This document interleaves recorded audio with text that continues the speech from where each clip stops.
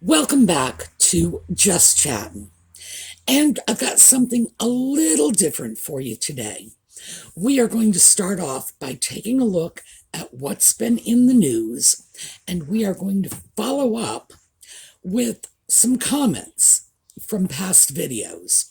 So, when we come back, we are going to get started with the news according to Nutmeg and the Sock Puppet in a minute.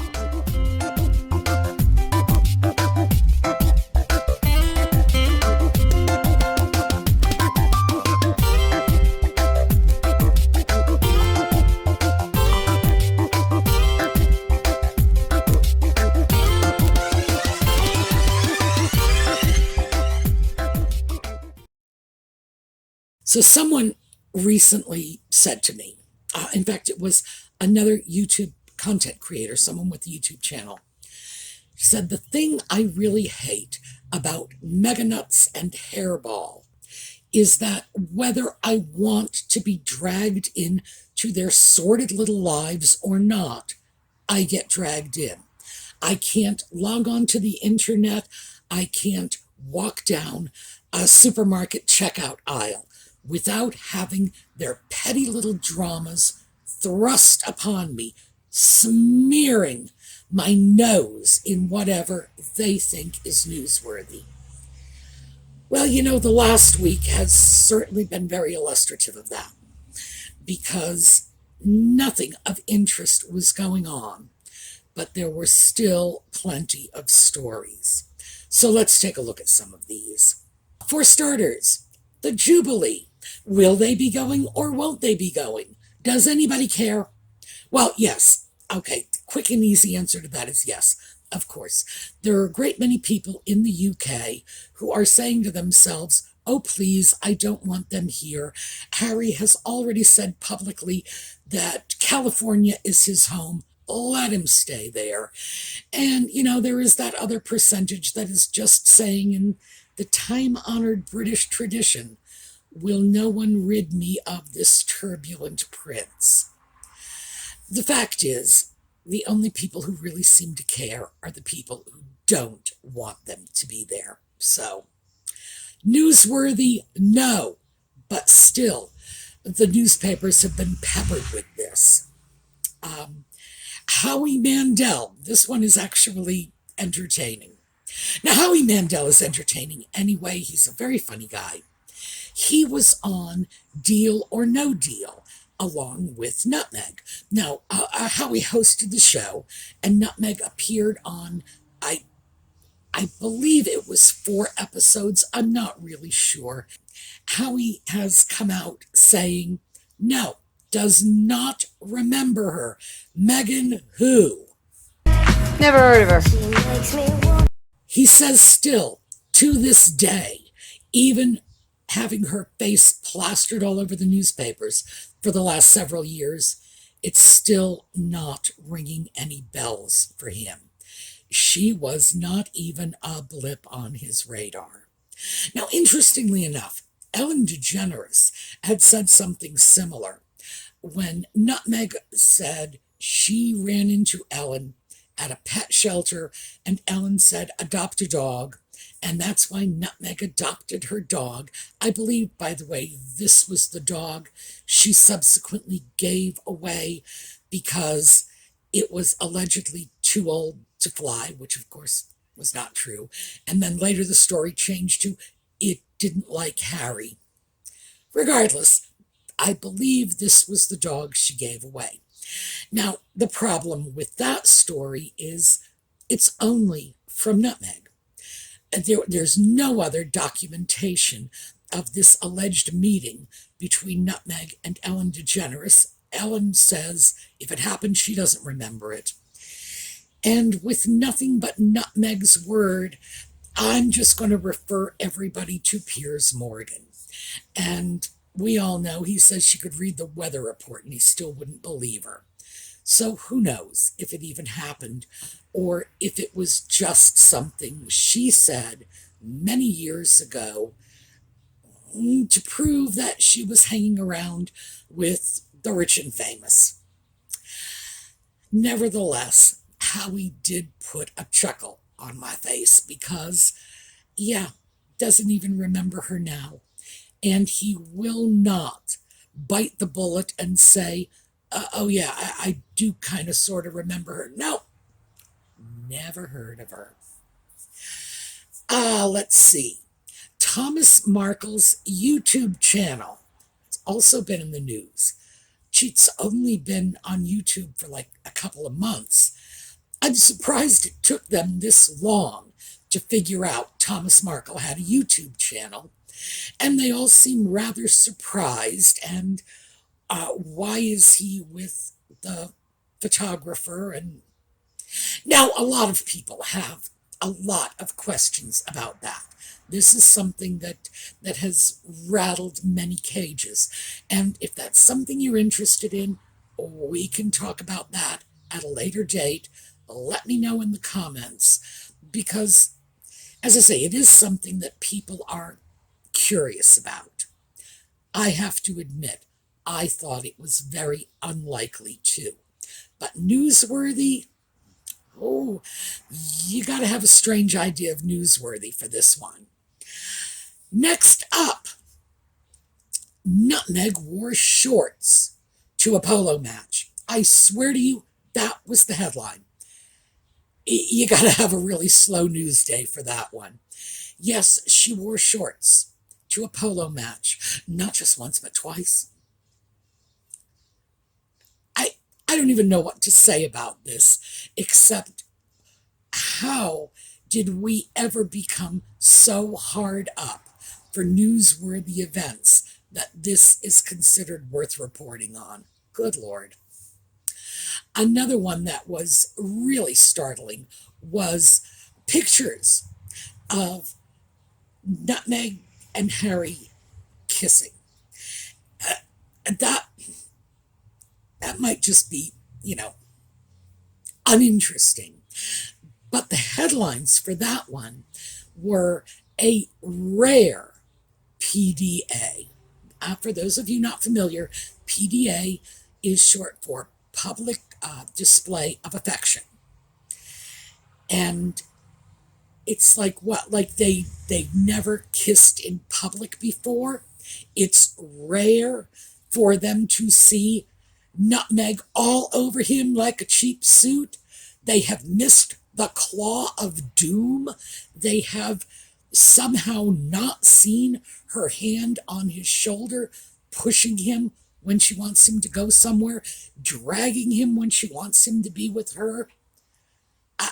I don't know how anybody can look at those two and say, gee, it is so unusual for them to have any, public, I get, okay, the claw of doom is hard to describe as a public display of affection.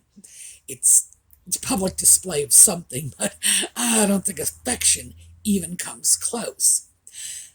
This is, here we go. I don't know if any of you folks have read this.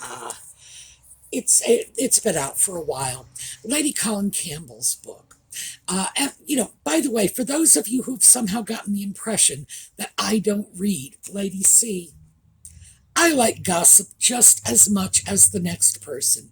Yes, I have read it here. This is not here. Show you. Not only is this my own copy, but notice the bookmarks. I actually do pay attention.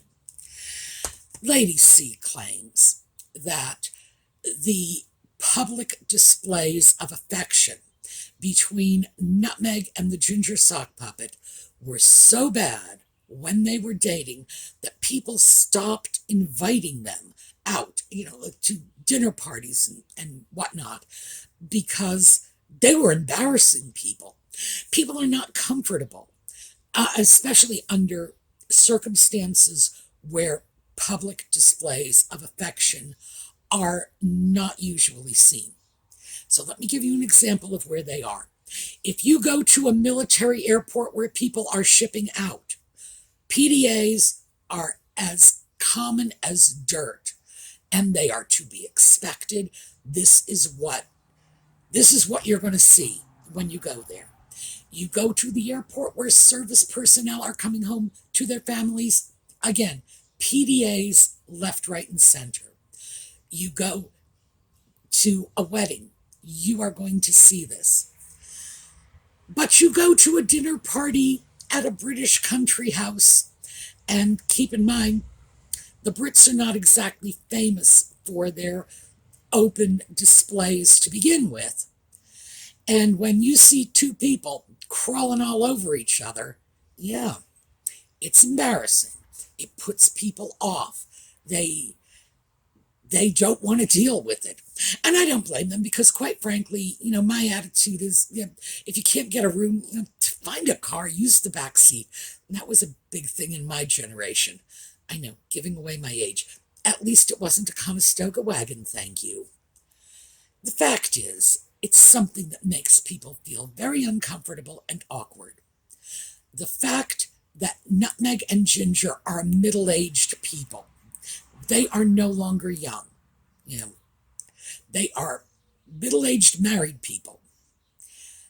Doing this, I think, is a little more off-putting than if they were teenagers. We kind of expect this behavior from very young people.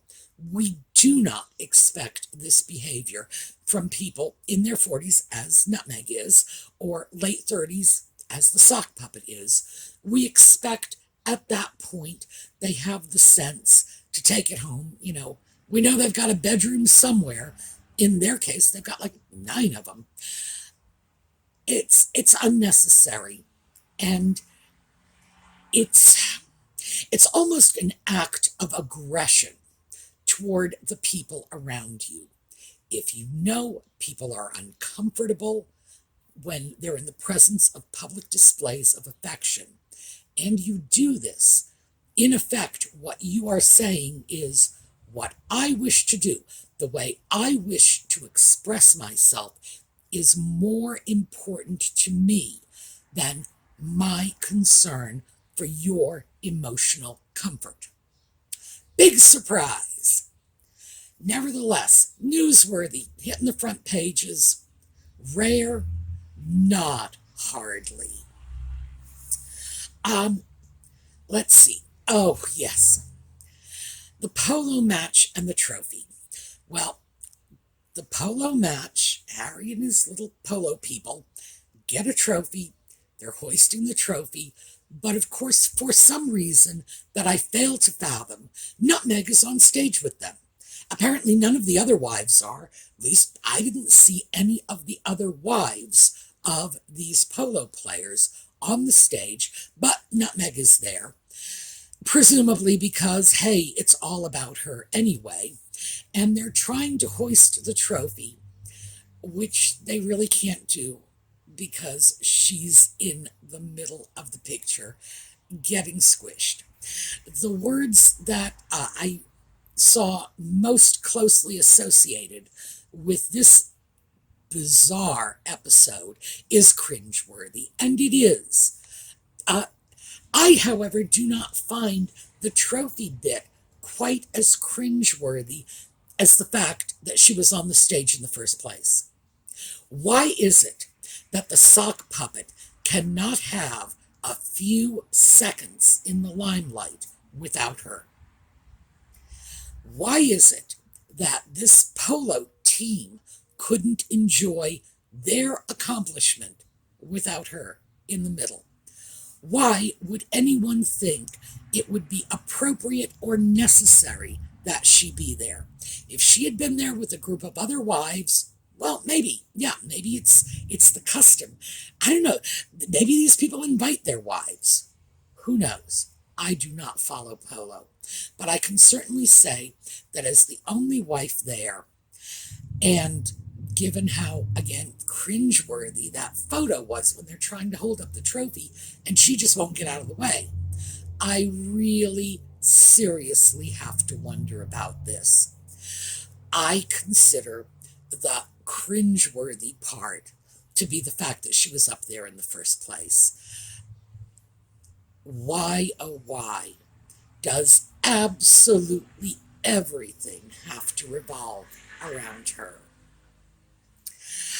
Okay, apparently, a book that is coming out is containing interviews with Trevor Engelson. Engelson, I think I have that right. Nutmeg's previous husband. And now, again, I don't know why this is newsworthy. There's all kinds of speculation indicating that he has talked. Well, if he has talked, I'm sure he's got a lot of interesting stuff to say. Because let's not forget that this guy's Dear John letter consisted of the wedding and engagement rings being dumped in a FedEx envelope and sent back to him, apparently with no explanation. She didn't even send a text to break up with him. I can only imagine he must have been confused, angry, bitter. As I've said before, he remarried. His new wife is beautiful, very wealthy. He's got a baby, at least one. One baby that I know of. Could be more by now. The man landed on his feet, which is good, because I do think that he was not well treated in that breakup. No idea what went on in the marriage, but as for the breakup, that's legendary. It's hard to find a more crass breakup than a couple of rings in a FedEx envelope and goodbye. So if he is in a mood to talk, could be interesting. However, all the story was about was that Trevor might talk. And let's see. The big one was Thomas Markle's stroke. Now, Tom Markle is 77 years old. He's not in good shape. He's had a history of cardiac episodes. And well, at 77, there's no two ways around it. This is not a young man. And I can't say the idea that he had a stroke would be a massive surprise to anyone. Between his age, the fact that his health is failing, and the fact that his daughter has publicly disowned him, which has got to be just heaping stress on him. Oh, I'm sorry. And we haven't seen the putative grandchildren. Sure, why would anybody be surprised by this? Apparently, Samantha blames Nutmeg. Now, Samantha tends to blame Nutmeg for all kinds of things, so that's not new news. This one, I don't know. I do have to say that if her father is seriously ill like this, regardless of his age or his predisposition to medical problems, you can't deny that she's had her finger in that pie. You just can't. The stress that any one of us would feel in his situation it's very easy to imagine just how bad that could be. So, Samantha gets a pass from me. Her father is sick. Her sister, well, as I say, her finger's in that pie. Of course, the newspapers are all saying, will she visit him? Won't she visit him? My money is on she won't, quite frankly. I think she's had plenty of time to see her father if she wanted to. I think he could be at death's door, and she is not going to visit him. I just don't see it happening. I hope I'm wrong. I mean, for his sake, I hope I'm wrong. I hope she sees him. I hope she comes with an apology, a bunch of flowers, and the two putative children. Because to cut the man out of the lives of his grandchildren is It's brutal. Quite frankly, it's brutal. I and the worst of it is, as far as I can tell, the man was always a very good father to her. It's hard to justify any of this. Do I think she's going to back down just because he's sick? Well, remember when her uncle was dying and said publicly, and it was in the media, it was on the newspapers, he would just like to talk to her. She didn't pick up the phone then. I don't think she's going to do it now. I really do not think so. And the funny thing is, this is like one of those questions. You say to yourself, I'll never find myself asking a question like that. Would a daughter see her father on his deathbed? Well, hopefully this isn't his deathbed. See her father on his hospital bed. You think to yourself, you don't need to answer a question like that. This is not a question I'm ever going to ask. I'm never going to ask this question. Like, why did the aliens from Zeta Reticuli park their spaceship in my driveway? Again, question I'm never going to ask. But with her, yeah. She does not view relationships the way the rest of us do. So, do I find it unusual? Do I think that this is something that would be extraordinary if she did not see her father? No. I just don't think it's going to happen. Sad but true. I will, however, refer you all over to the Royal Grift. There is a short video over there about Thomas Markle. Some very interesting questions being asked. Let me just put it that way. Save the rest for go on over there and take a look at the video. So that is what we have in the news. That is what is considered newsworthy. Oh my. Let me now go off to some different stuff. Last week I said that I was thinking about posting some of the comments that we've gotten on the videos. And so I grabbed some. This is from a video entitled Just Chattin', Harry and Meghan, Why I Doubt Meghan's Claims of Suicidal Depression. It's about a year ago.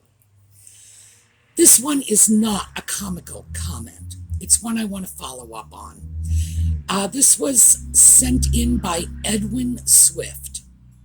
Harry was raised without consequences of his decisions and actions.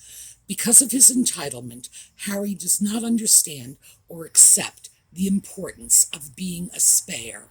The rage within Harry over the loss of his mother has allowed him to become a royal rebel with little empathy.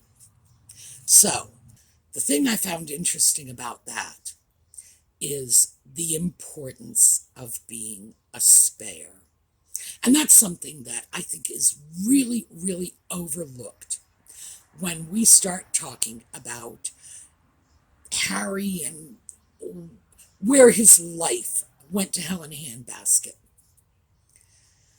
I do think he feels bypassed and overlooked and second best and la la la. But the problem with that is Princess Anne. Now, Princess Anne started off her life when she was born. She was born number 2 in line for the throne. And she's watched that go down every time she had a baby brother, every time any of those baby brothers had children, to the point where she's now something like 17th in line for the throne. And she is still the hardest working member of the royal family. More engagements every year than anyone else in her 70s. And this is still true. She's still working her tail off.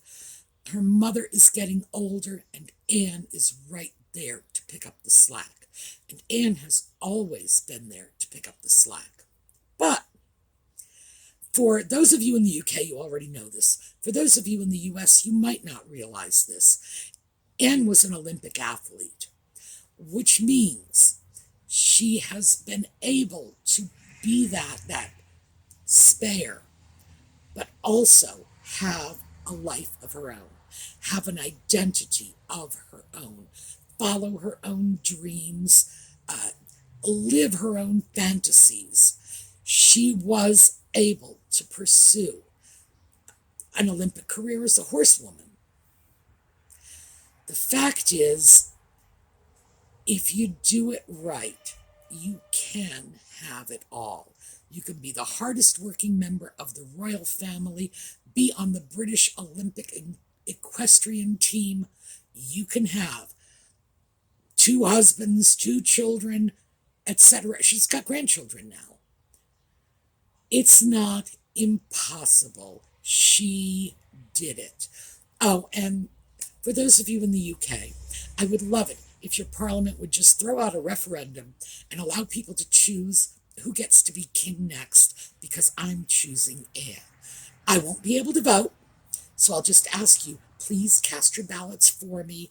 Anne, I want Anne to be the next king. The woman absolutely deserves it.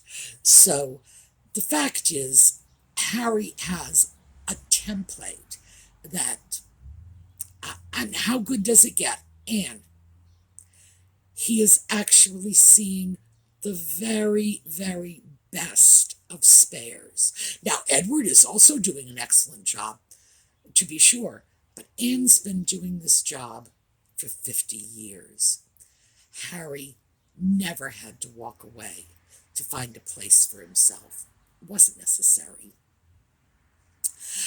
Let me just give you some of the funny comments, because I definitely promised you these. Let's see. This one is question mark everything. Her dad put it pretty succinctly. That's like saying, I wanted to leave the room, but you wouldn't open the door for me. I love this one. That one absolutely cracked me up. Peter, and Peter, I'm so sorry in advance for this. Peter Dejurowski. Sorry, Peter. His comment, Dear Harry, if your fiancée is contemplating suicide before the wedding, then it's probably not a good sign that she wants to marry you. Just saying. And the all-time winner for this video, from 1948. I know when I feel suicidal, I call the HR department of a company I don't work for. They never help me, but only because they're racist. So that's what we have in terms of the comments that cracked me up. That's how I've decided to do it, by the way. I'm not going to do like one video full of nonstop comments. I am just going to grab a few of the gems from each of the videos and share them with you. By the way, feel free to go through the comments yourself on the older videos and see if there are any that grab your interest that you would like to see me share with everyone. This is what I have for you today. The non-news and a few comments. And on the way out, we are going to do a slideshow about Princess Anne, because even though she's the hardest working member of that family, I haven't done anything about her yet. So let's just take a quick look at a little slideshow. By the way, let me tell you, for starters, I love the little baby pictures of her. My goodness, that girl as a child was the ultimate definition of happy baby. All right, I will see you all next time. As always, anxious to hear your comments, and have a terrific day.